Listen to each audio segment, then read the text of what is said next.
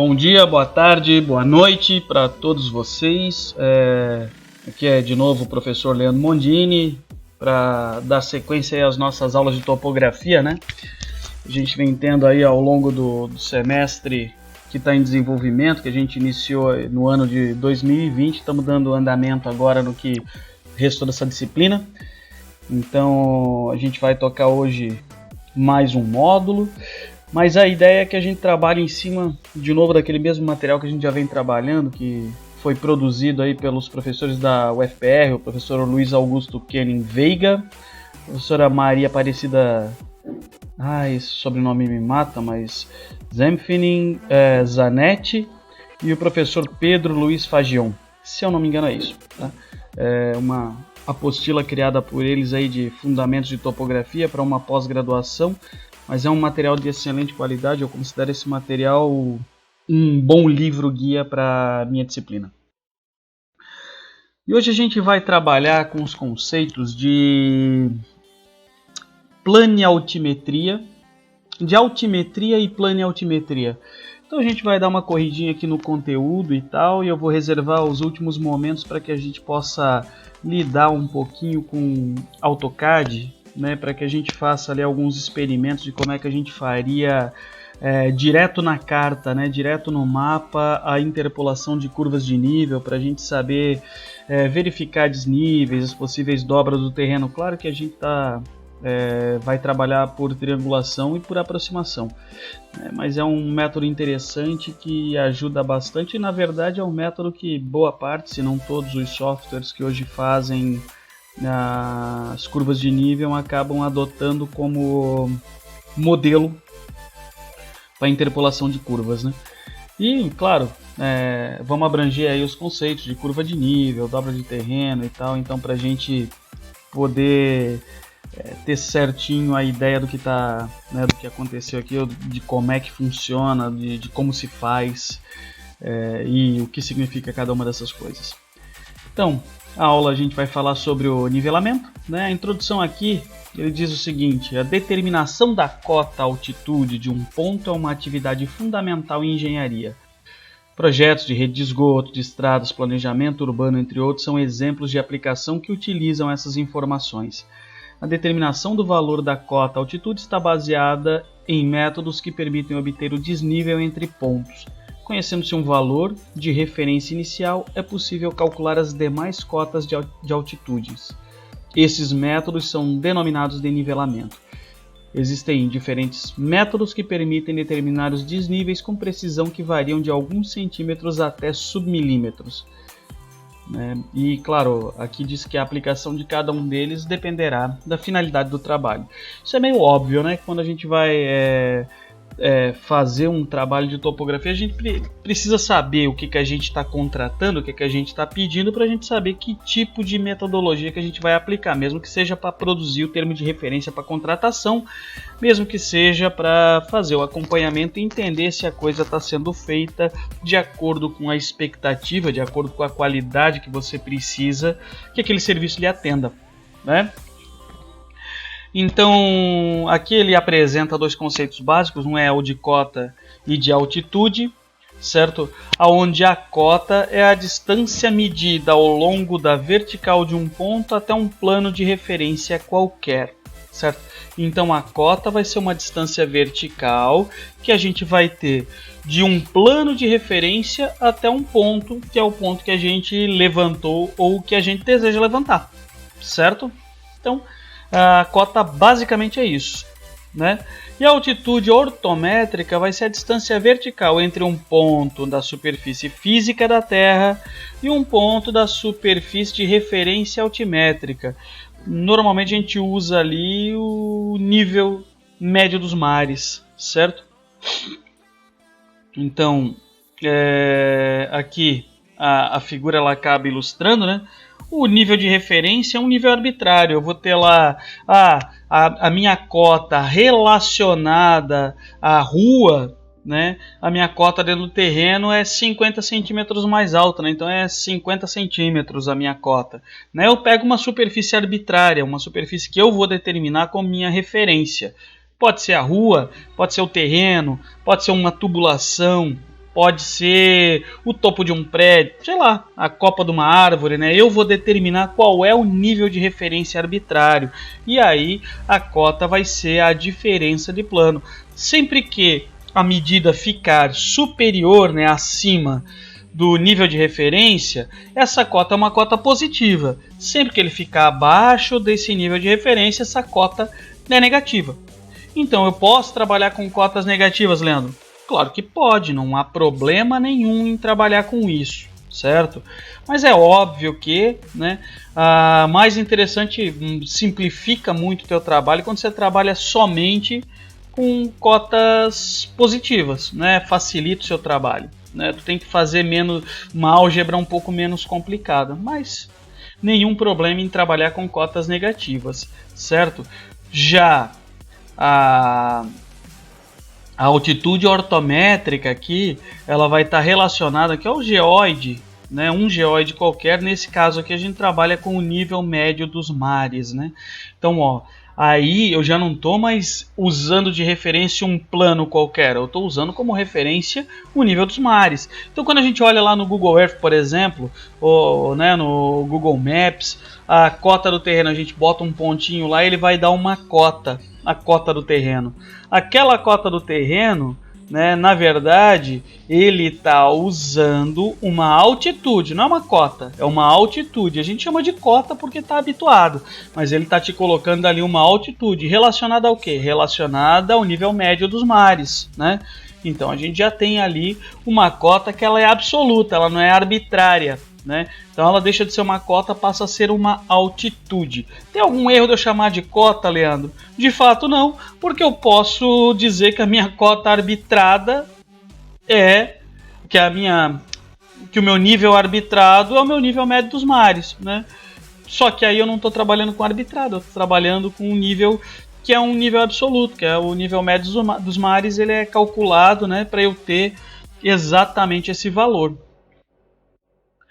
Então, se eu conheço a altitude ou a cota de um ponto, determinando o desnível entre o primeiro e o segundo, eu obtenho a altitude do segundo ponto, certo? Então eu consigo fazer essas diferenças, né? Aqui ele faz uma continha simples dizendo que o HB, pessoal, essa altura, essa cota, essa altitude final aqui, ó, né? Ou essa cota final aqui, ela é relacionada diretamente, ó, à soma entre a minha cota ou a minha altitude do ponto A até a minha superfície de referência, mais um delta HAB, que é a diferença de altura, né, o desnível entre o meu ponto mais alto e o meu ponto mais baixo, essa aqui, ó. Então parece óbvio olhando aqui pelo desenho, né? Porque eu consigo entender que essa cota ou essa altitude que eu tenho aqui vai ser igual a essa cota ou essa altitude mais o desnível que eu tenho, que é esse delta HB. Pessoal, sempre em matemática, sempre em física, sempre, né? Ou, pelo menos na maior parte das vezes, em engenharia em geral, vamos tratar como a engenharia, não vamos tratar como matemática ou como física, porque na matemática e na física pode assumir coisas diferentes, né? Mas na engenharia, sempre que a gente tem um delta H, a gente está falando uma variação de altura, ou seja, uma altura maior menos uma altura menor. É isso, né? Vamos lá. Aqui ele diz o seguinte, ó, se o segundo ponto estiver mais alto que o primeiro, o desnível vai ser positivo, em caso contrário, negativo. Aquilo que eu já tinha comentado com vocês, né? E no final as cotas ou as altitudes serão positivas se eu estiver trabalhando sempre acima do meu plano de referência, né? Ou do nível do mar, ou do meu plano de referência. E negativa se eu estiver trabalhando abaixo do nível do mar ou abaixo do meu plano de referência. As altitudes no Brasil, elas são determinadas de acordo com a rede altimétrica brasileira, que é estabelecida pelo Instituto Brasileiro de Geografia e Estatística, vocês conhecem, que é o IBGE, né? E é um exemplo de rede vertical que, de acordo com este autor aqui, o GEMAEL, pode ser definido como um conjunto de pontos materializados no terreno, né? Eles foram distribuindo aqueles RNs, aquelas plaquinhas identificadas com as coordenadas, tudo certinho, ao longo do território do Brasil. O Brasil o datum altimétrico é o ponto associado ao nível médio do mar, determinando pelo mareógrafo de Imbituba, em Santa Catarina. Então é aqui em Santa Catarina, né, que define o datum altimétrico, certo? Que ele vai ter um histórico da rede de nivelamento brasileira. Eu não vou abranger esse histórico, porque para nós agora aqui não é tão necessário, vamos lá, né? Mas a figura 2 aqui, ela vai ilustrar essa rede altimétrica brasileira, né? Então isso aqui, ó, é a nossa rede altimétrica. Então aqui são as áreas que nós temos pontos, né, uma malha altimétrica determinada. Então olha aqui, ó, as altitudes dos pontos que fazem parte dessa rede, denominada de referência de nível, né, a RRNN, no plural de RN, eles são determinados utilizando o nivelamento geométrico de precisão ou de alta precisão, né? A gente sempre diz que ele é de alta precisão. Esse aqui, ó, é o marco do IBGE, o marco de referência, né? Então isso aqui é um RN, pessoal. A gente tem ao longo dos municípios aí distribuídos vários disso, né? Cada município tem a sua rede, eles todos são referenciados em outros pontos que são cadastrados pelo IBGE. E quando eu quero saber as referências de algum RN, eu vou pegar o número dele, por exemplo, aqui, ó, RN 2053D, ó. Tá aqui a codificação dele, né? Então, eu posso obter essas informações da rede no site do IBGE, conhecendo esses dados. Então, eu vou a campo, verifico isso aqui, e com isso, quando eu acessar lá no site do IBGE, vai ter a descrição desse RN, ó. Então, ó, o RN 2053D, ele está localizado na altura 914.321,59, né? Então, olha só, ele dá aqui uma precisão de 4 casas decimais aqui, ó, né? Nós estamos falando em metros, certo? 914 metros. Nós estamos falando aqui, ó, em 3.259, né, de metro aqui. O que é isso, pessoal? Bom, tem 32 centímetros, 5 milímetros e 9 milésimos. Olha só. Então eu estou tratando aqui, ó, numa precisão submilimétrica, abaixo de milímetro, né? Depois aqui a classe dele, né? Isso aqui para nós agora nesse momento não importa muito.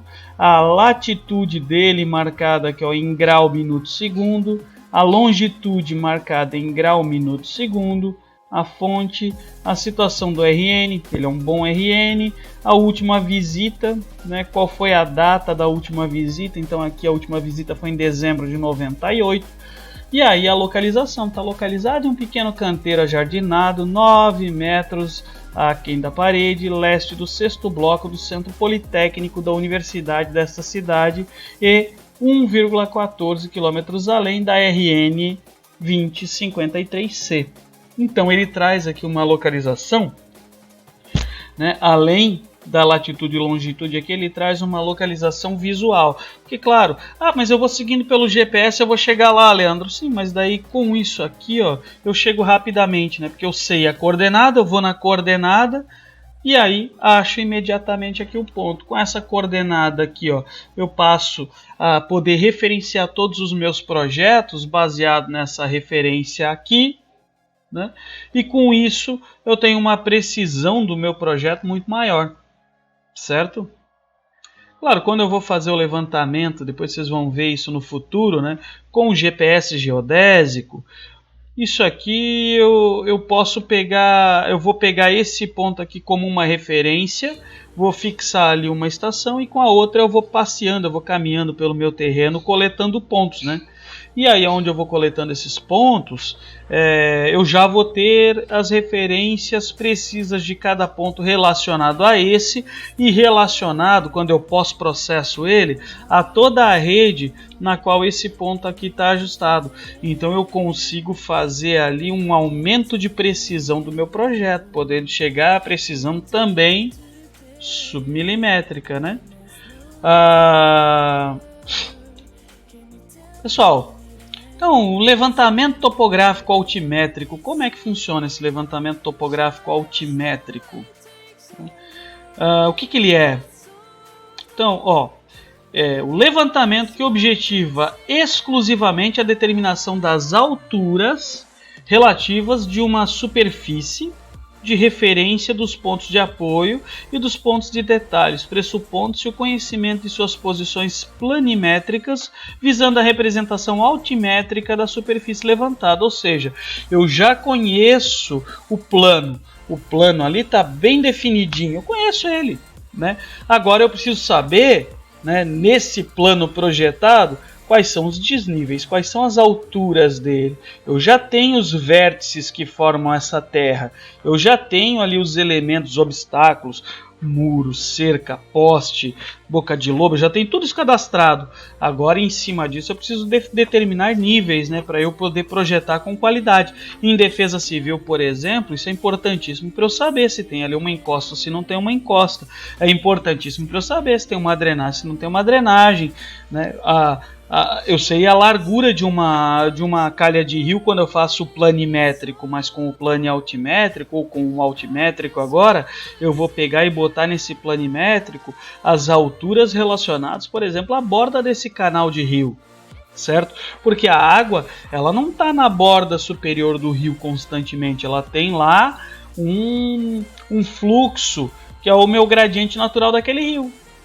E aí, isso vai sofrer variação conforme a minha pluviosidade. Vai subir ou vai descer, certo? E aí, como é que eu vou saber o quanto subiu ou quanto desceu? Baseado nas cotas, baseado nessas cotas ou nessas altitudes que eu levantei, eu vou saber quanto suporta de subida até que extravase a calha do meu rio, porque eu tenho tanto a cota ou a altitude do gradiente regular do rio e tenho, por exemplo, o das margens do rio. Então eu vou saber o quanto essa calha suporta de fluxo de água. Então, para a determinação dos desníveis, né, o autor aqui ele vai propor três metodologias, 3 métodos. O primeiro é o nivelamento geométrico, o segundo o trigonométrico, o terceiro é o taquiométrico. Então, o levantamento geométrico ou nivelamento direto é o que se realiza à medida da diferença de nível entre pontos num terreno por intermédio de leituras correspondentes a visados horizontais batidas com nível, miras colocadas verticalmente nos pontos, certo? Então eu vou botar um nível, eu vou colocar as miras, né? São aquelas réguas que a gente já viu em outras aulas, certo?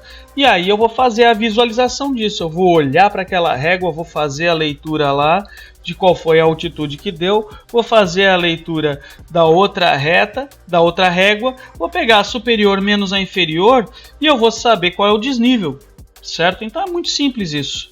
O trigonométrico, ele vai realizar a medição da diferença de nível entre pontos no terreno indiretamente a partir da determinação de um ângulo vertical, da direção que os une e da distância entre eles, fundamentando-se na relação trigonométrica entre ângulo e distância medido, levando em consideração a altura do centro do limbo vertical do teodolito ao terreno e a altura sobre o terreno do sinal visado, certo? Então aqui é o seguinte, eu sei qual é o meu ângulo vertical, que seria o meu ângulo zero, o deslocamento que eu der na minha mira aqui, deixa eu achar aqui, ó, o deslocamento que eu der aqui, ele vai propor um ângulo e a distância medida vai propor ali qual é a minha hipotenusa do triângulo, certo? É isso aí. Então aí, sabendo, né, qual é a minha hipotenusa e qual é o meu ângulo, eu posso calcular tanto a distância horizontal quanto a altura a partir da trigonometria, né? Vocês vão lembrar lá, né, das leis dos senos, leis dos cossenos, né? Cateto oposto sobre cateto adjacente, cateto oposto sobre hipotenusa, cateto adjacente sobre hipotenusa. Então a gente tem essas fórmulas ali que vão me ajudar, e aí eu tenho baseado no ângulo, né? Então tendo o ângulo e a distância da hipotenusa, eu posso calcular tanto o cateto adjacente quanto a hipotenusa. Como? Né? Baseado no seno, por exemplo, porque daí eu vou pegar o seno do ângulo tal e aí vou fazer o cálculo. Então baseado na lei dos senos, eu consigo saber exatamente qual é a distância horizontal que eu estou medindo, mesmo que eu esteja medindo inclinado, e consigo calcular desnível, certo? Isso a gente vai ver num outro momento também, de repente, se acharem necessário, a gente faz a revisão matemática, mas o material da revisão matemática já lhes foi enviado, né? Então, espero que ninguém tenha dúvida quanto a isso. Se tiverem, podem me procurar à vontade. E por último, levantamento taquiométrico, que ele é feito tendo como base as distâncias que são obtidas taquiometricamente, e as alturas do sinal visado é obtida pela visada do fio médio do retículo da luneta do teodolito sobre uma mira colocada verticalmente ao ponto cuja diferença de nível em relação à estação do teodolito é o objeto de determinação, certo? Então o taquiométrico aqui a gente faz utilizando logo um teodolito, certo?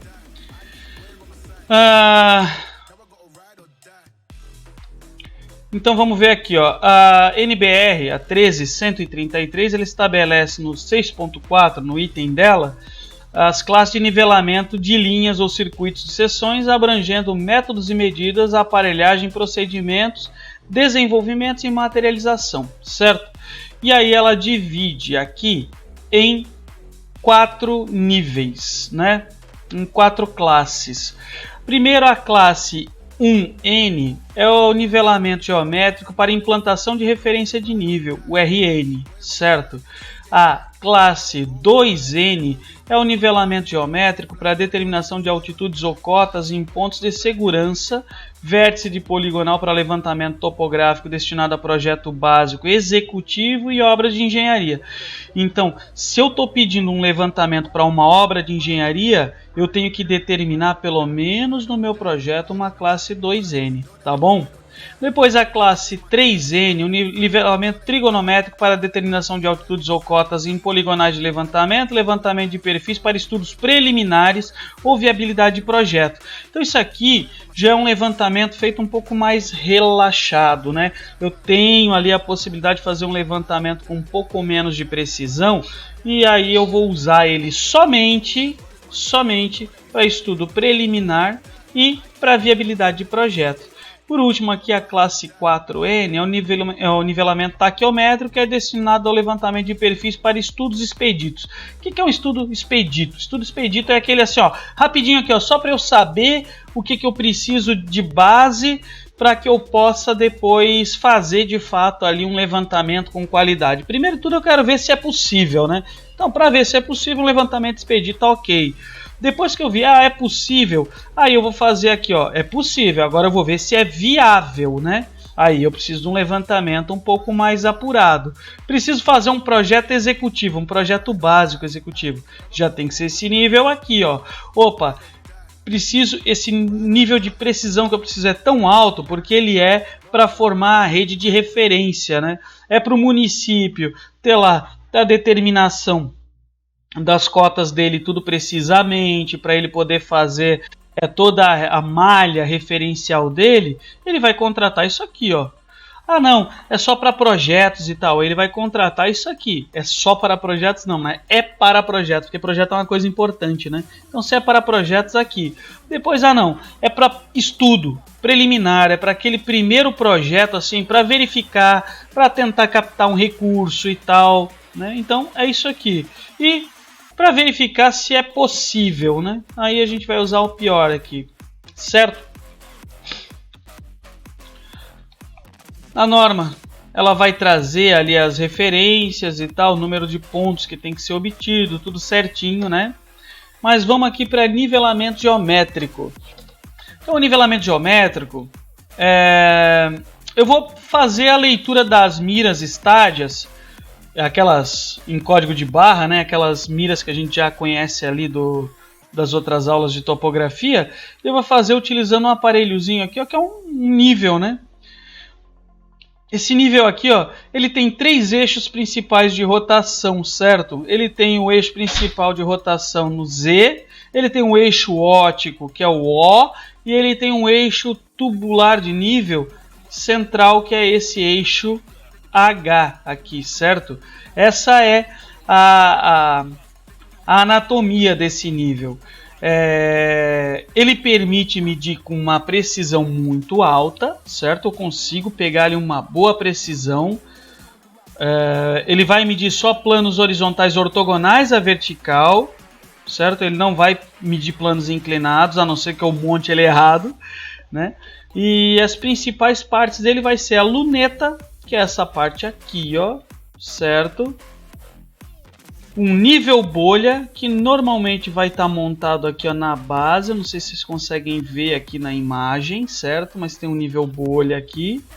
Ele tem um sistema de compensação, quando ele tem equipamento automático, e um dispositivo de calagem. O dispositivo de calagem é isso aqui, ó, que é quando eu meço, quando eu chego no ponto, para eu apontar ele certinho para minha régua, depois de eu ter verificado a posição, eu vou rotacionando ele aqui, ó, bem lentamente, até que ele chegue no ponto certinho, beleza? Além disso, o nível ele tem um leitor de ângulos horizontais, certo? Ele mede os ângulos horizontais para eu poder verificar também as posições que está esse meu alinhamento. Isso me ajuda a orientar depois os meus pontos dentro de projeto, certo?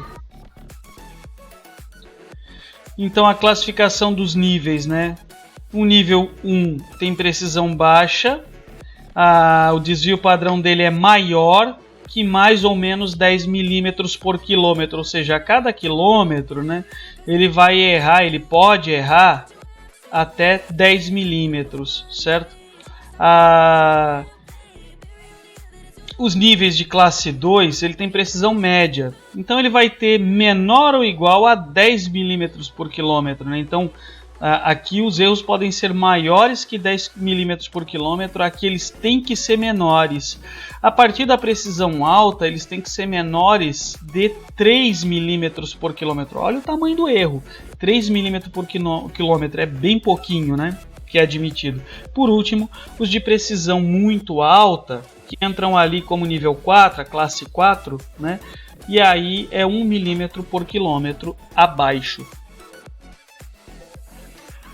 Pessoal, quando ele fala aqui, ó, menor ou igual, mais ou menos, quer dizer que esse erro pode ser 1 milímetro por quilômetro a mais ou 1 milímetro por quilômetro a menos, certo? Ele pode dar para maior ou para menor esse erro, tanto faz. Então a gente já vê que a variação de erro é 2 milímetros aqui, né? Olha só, a variação desse aqui é 2 milímetros, a variação desse aqui é 6 milímetros, a variação daqui, ó, é 20 milímetros, a variação aqui é maior que 20 milímetros. 20 milímetros é 2 centímetros, né, pessoal? É bastante coisa. As miras, né? Aqui tem os vários exemplos de miras que a gente vai encontrar no mercado, certo? Depois aqui, durante a leitura em uma mira convencional tem que ser lidos 4 algarismos que corresponderão aos valores do metro, decímetro, centímetro e milímetro, aquilo que eu falei. Eu não costumo dar a unidade de medida, eu costumo dizer simplesmente os valores, os números, né? Se eu estou lendo lá, eu digo quais são os números. Porque se eu falar 7 metros, barará, barará, daqui a pouco o cara, quando vai fazer a anotação, ele pode se enganar, ele pode errar. Então eu vou dando só os números absolutos e depois no escritório a gente resolve isso, né? Normalmente com 4 algarismos. Leitura do valor do metro é obtida através dos algarismos romanos, 1, 2 e 3, daí para diante, certo? Normalmente ele vai ter pontinhos indicando, né? Os números que indicam o decímetro, o metro vai estar aqui, ó, o decímetro vai estar aqui, ó, certo? E os centímetros são isso aqui, ó, o espaço vazio, o espaço preto, o espaço vazio, o espaço preto. Então, ó, a partir daqui, ó, eu tenho 2 metros. Então pode ver aqui, ó, ele vai ler esse 2 aqui, ó, se o fio estadimétrico estivesse pegando aqui, ó, ele não leria 2 metros, ele poderia simplesmente ler 2000M, né? Ou só 2000, porque lá na tabela ele sabe que está lendo em que é metro, né? Ele sabe que é metro o quarto algarismo. Ah, Leandro, e se tivesse abaixo disso, leria, por exemplo, aqui, ó, 1966. Ele está pegando aqui, ó, eu sei que se aqui é o 2, abaixo aqui é o 1, né? Então, 1 metro, 9 decímetros, 1, 2, 3, 4, 5 centímetros, 6 centímetros e passou um pouquinho da metade aqui, ó, 6 milímetros, né? Então eu consigo ter a noção disso. Só que se eu falar metro, decímetro, centímetro, milímetro, na hora que eu falar, na hora que eu cantar os valores no campo para o cara da prancheta que está anotando, ele pode se perder. Então eu simplesmente digo lá, 1966, o cara sabe o que é. 2000, 2028. Né? Ah, é menor de 1 metro. 0881. Pô, eu já sei que não tem 1 metro ali, é menos de 1 metro, né? Então é assim que a gente vai fazendo. O outro é o nivelamento geométrico, né? O nivelamento geométrico é aquilo que eu falei, a gente faz o nivelamento baseado em trigonometria, certo? Baseado em trigonometria. Eu vou pegar o nível de um ponto, vou pegar do outro e vou fazer ali a triangulação dele, certo? Por último, deixa eu ver aqui. Por último,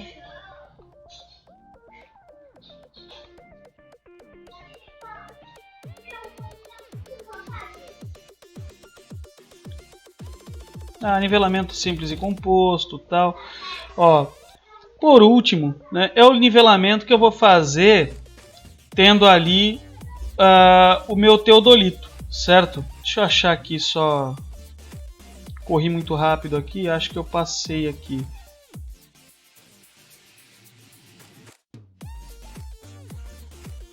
Não, aqui ainda está no geométrico, isso.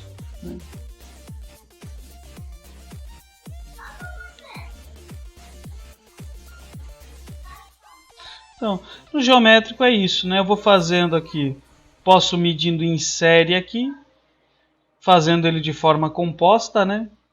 Com o nivelamento, usando o nível simples ali, eu também consigo fazer a mesma coisa, né? O estadimétrico, todos eles eu consigo seguir o mesmo procedimento, eu vou avançando e vou fazendo as medidas, né? E depois a gente vai fazendo o ajuste dele. E aí lá no final a gente vai fazer aquele ajuste para saber a precisão dele. E aí, se eu não atingir a precisão que eu queria, Leandro, como é que eu faço? Bom, eu redistribuo os erros e vejo se fica dentro. Se não ficar dentro, eu tenho que refazer o levantamento. A grande verdade é essa, né? Isso aqui eu já tinha comentado com vocês, né? Então, a mira do meu teodolito, ela vai ter lá um fio estadimétrico central, que é aqui onde forma a cruz, né? Esse pontinho aqui. Eu vou ter aqui um fio de leitura superior, um fio de leitura inferior. Então eu vou ler o fio superior, fio inferior e fio médio. E a distância sempre vai ser o superior menos o inferior vezes o médio, baseado na distância que eu tenho e nos valores que eu adotei aqui, né? Eu vou saber exatamente qual é a minha inclinação. Posso usar aqui uma planilha para o preenchimento disso. Isso na aula de campo a gente vai fazer a utilização dessa planilha, né? Mas a utilização dessa planilha, na verdade, a gente vai colocar aqui qual é o ponto visado, a estação e tal. A gente vai identificar os pontos. A gente vai identificar aqui a distância de ré, as leituras estadimétricas da ré e da vante, a distância de vante, fio nivelador, que é o fio médio, né? As leituras estadimétricas da ré e da vante aqui, elas são as leituras do fio superior e inferior. Do fio nivelador aqui é o fio médio, né? E o desnível é o que a gente vai calcular aqui no final.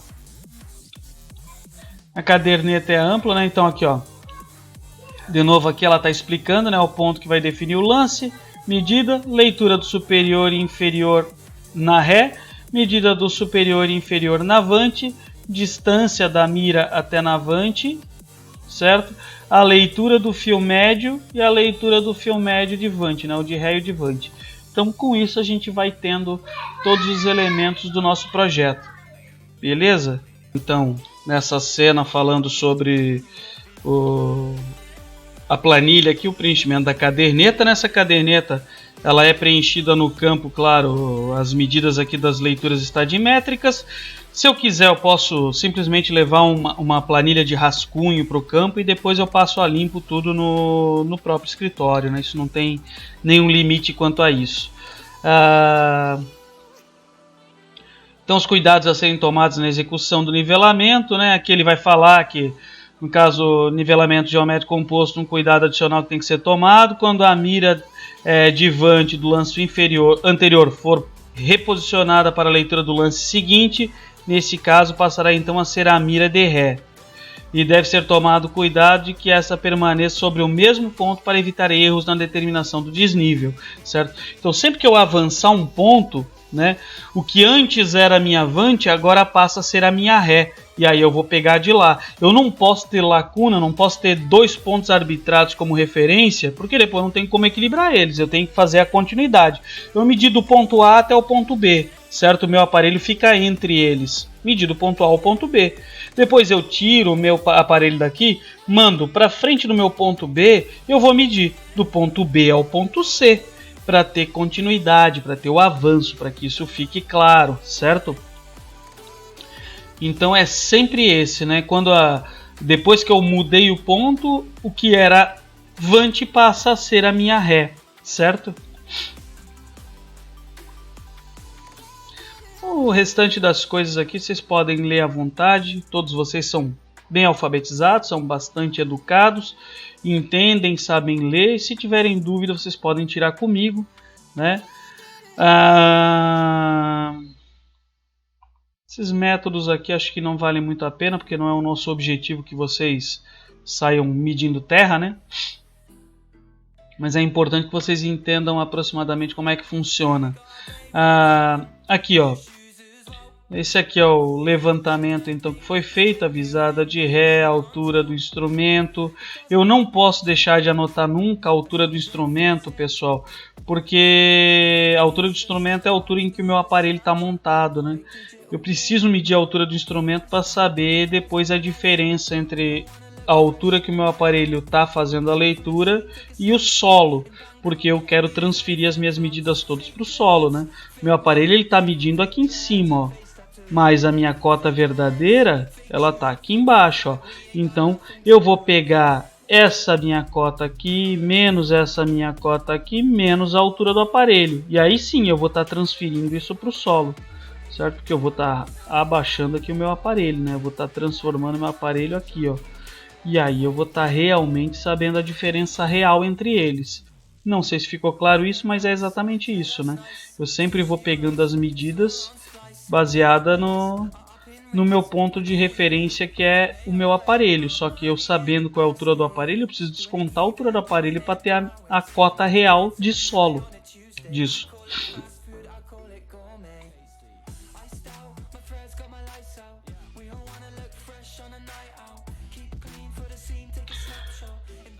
Nivelamento trigonométrico, pessoal. Nivelamento trigonométrico é aquele que eu faço utilizando a medida de solo aqui, ó, né? Eu vou fazer aqui a medida de solo, certo? E eu vou fazer a medição do ângulo.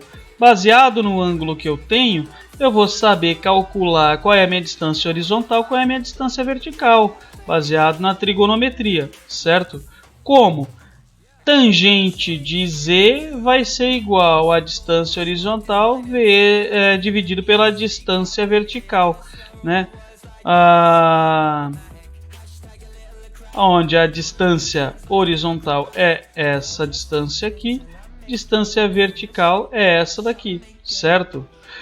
Também posso fazer, né? Eu estou fazendo aqui pela tangente, mas posso fazer pelo seno ou pelo cosseno, se me interessa, certo? Posso fazer tanto por seno quanto pelo cosseno. Então eu consigo saber tanto a distância horizontal quanto a distância vertical aqui, baseado no ângulo, porque eu vou conhecer esse DI aqui, ó, que é a minha distância de solo, a minha distância medida, né? Então é bastante simples, né? Não é uma metodologia muito complicada, muito rebuscada, ela simplesmente tira partido aí da matemática básica que a gente já conhece. Né? A minha distância vertical vai ser a minha distância horizontal sobre a tangente de Z. Certo? A minha distância horizontal vezes a cotangente de Z, por exemplo. Olha só. E aí eu tenho aqui a minha medida. Ou a minha distância vertical vai ser igual à minha distância I, aqui a minha distância inclinada, vezes o cosseno de Z, que é o meu ângulo aqui, ó, né? O meu ângulo zenital. Então é bastante simples, né? Eu estou usando aqui o cosseno, né? Bastante simples, isso acho que é elementar, né? Matemática de segundo grau aí, certo? Nivelamento trigonométrico de trechos longos, né? De lances longos, ele costuma ter uma correção relativa à curvatura da Terra. Mas vocês viram lá, né? Um trecho longo é um trecho realmente longo, certo? É um trecho realmente longo. E aí ele vai usar aqui, ó, onde K é o coeficiente de refração variável para cada região do ano e para cada hora do dia. No Brasil a gente usa um coeficiente médio, que é o nosso K igual a 0,13, ou seja, é 1 menos 0,13, então o multiplicador aqui, certo? Esse aqui é o nosso coeficiente de refração da Terra, a correção, né? E aí, claro, a gente vai usar aqui, ó, né, o ΔHA vai ser igual ao HI menos o HS mais o nosso cálculo aqui, aquele da cotangente de Z, mais o nosso coeficiente de variação aqui, ó. Então, nada também de novidade. Sei que parece complicado porque a gente não está habituado no curso técnico em defesa civil a fazer muita álgebra, muito cálculo, mas isso aqui é uma álgebrazinha bastante simplificada. É claro que eu não vou pedir para vocês calcularem isso, né? É claro que eu não é nem o nosso objetivo aqui, mas é só para vocês entenderem, né? Que quando a gente tem longas distâncias, a gente acaba tendo que fazer esse ajustezinho aí, certo? E aí, pessoal, a gente vai para a próxima parte da aula, que vai tratar sobre a representação do relevo, tá bom? Então, espero que vocês tenham entendido, espero que tenham gostado do vídeo, espero que com ele eu consiga esclarecer essa questão da altimetria, porque a planialtimetria vai vir aí no próximo conteúdo, que a gente vai estar trabalhando sobre representação do relevo, tá bom? Um abraço a todos e até o nosso próximo encontro.